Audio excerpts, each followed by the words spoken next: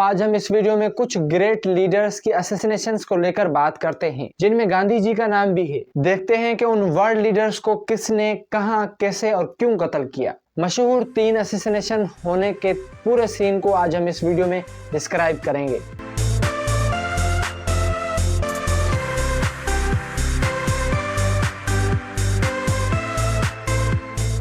Number 1 پہ ہیں John F Kennedy.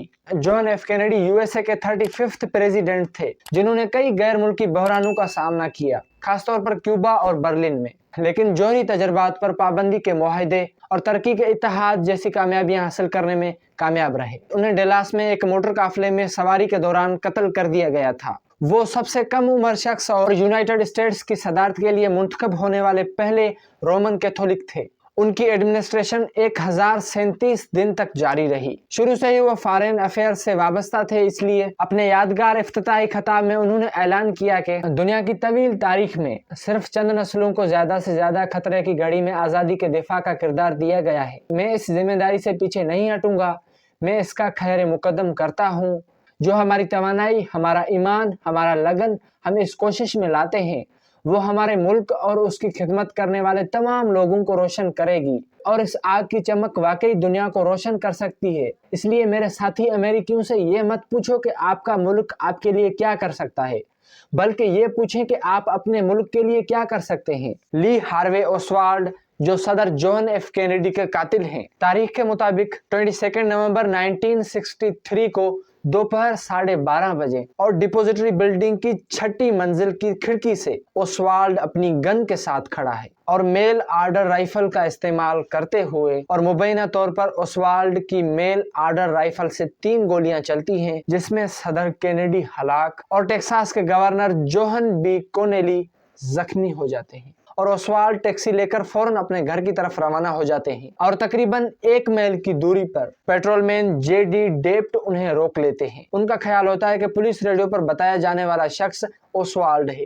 اور یہاں پر اوسوالڈ اپنا ریوالور نکالتا ہے اور 1:15 پہ دوسرا مرڈر کر دیتا ہے، اور پھر دوپہر 1:45 پر اوسوالڈ کو ٹیکساس تھیٹر میں کوئی شخص دیکھتا ہے اور وہ شک کر کے پولیس کو اطلاع دے دیتا ہے، جس کی وجہ سے اوسوالڈ پھر پولیس کی کسٹڈی میں آ جاتے ہیں، اور پھر اگلے دن 23 نومبر 1963 کو رات کو 1:30 پہ ان کو مکمل طور پر گرفتار کر لیا جاتا ہے، اس بات کے لیے کہ انہوں نے صدر کینیڈی کا اسیسینیشن کیا ہے۔ اور پھر 24 نومبر صدر کینیڈی کے قتل کے تیسرے دن پہ جب اوسوالڈ کو جیل کی کوٹری سے تفتیشی دفتر منتقل کیا جا رہا ہوتا ہے، اور پھر یہاں پر تیسرا مرڈر ہو جاتا ہے۔ اوسوالڈ کو جیک روبی گولی مار دیتے ہیں جو ڈیلاس نائٹ کلب کے مالک ہوتے ہیں، اور پھر روبی پر مقدمہ چلایا جاتا ہے، اور پھر تقریباً 5.5 مہینوں کے بعد 14 مارچ 1964 کو اسے مجرم قرار دیا جاتا ہے اور اسے موت کی سزا سنائی جاتی ہے، اور پھر 2.5 سال کے بعد اکتوبر 1966 کو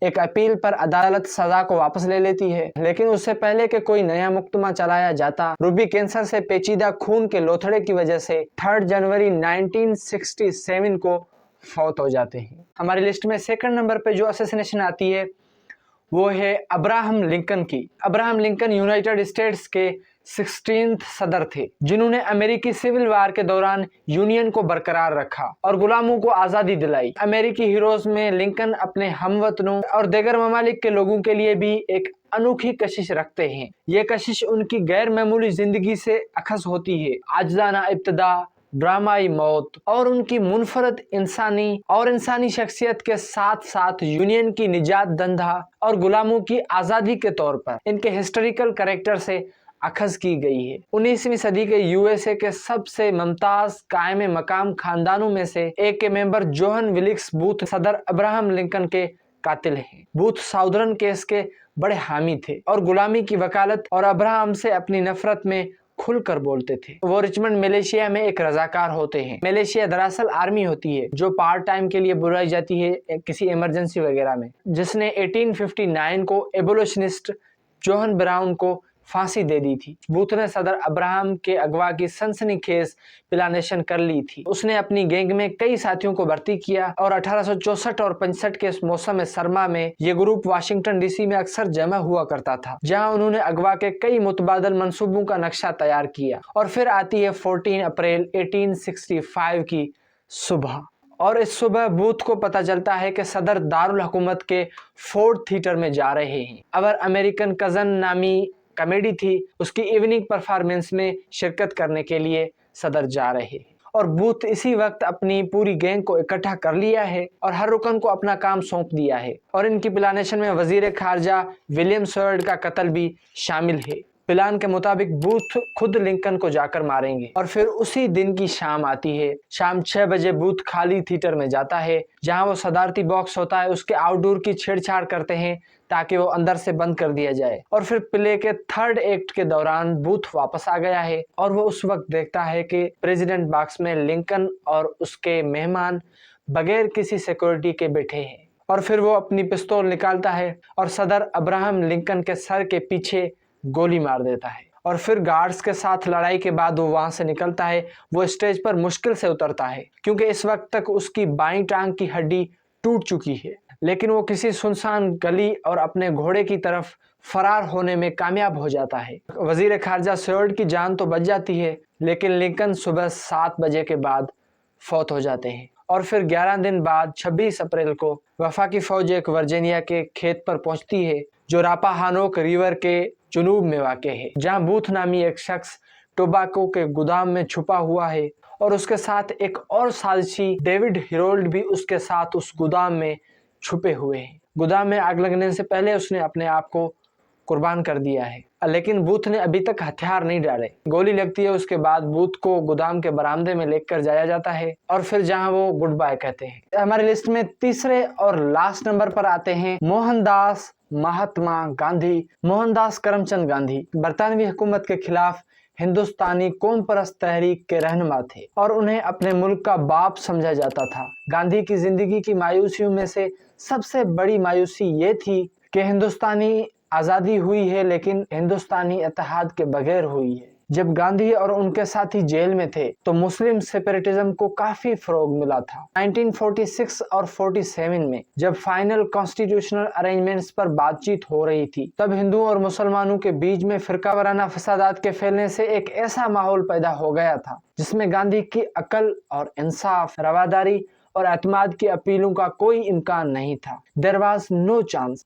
اور پھر کچھ دن بعد ان کی زندگی کا کاؤنٹ ڈاؤن شروع ہو جاتا ہے، اور پھر آتا ہے 30 جنوری کا دن جب وہ دلی میں ایوننگ پریئر میٹنگ میں جا رہے تھے۔ انہیں ایک جنونی ہندو نوجوان ناتھو رام گوڈسے نے گولی مار کر ہلاک کر دیا۔ ناتھو رام گوڈسے کا ماننا تھا کہ گاندھی نے ہندو مندروں میں اپنی تعلیمات میں قرآن کو شامل کر کے مسلمانوں کے ساتھ ہندوؤں کے کمپیرین میں زیادہ احترام کا سلوک کیا ہے، مطلب کہ وہاں پر قرآن کی اجازت ہے تو مساجد میں بھی بھگوت گیتا پڑھنا چاہیے۔ یہ تھا ناتھو رام گوڈسے کا ویو۔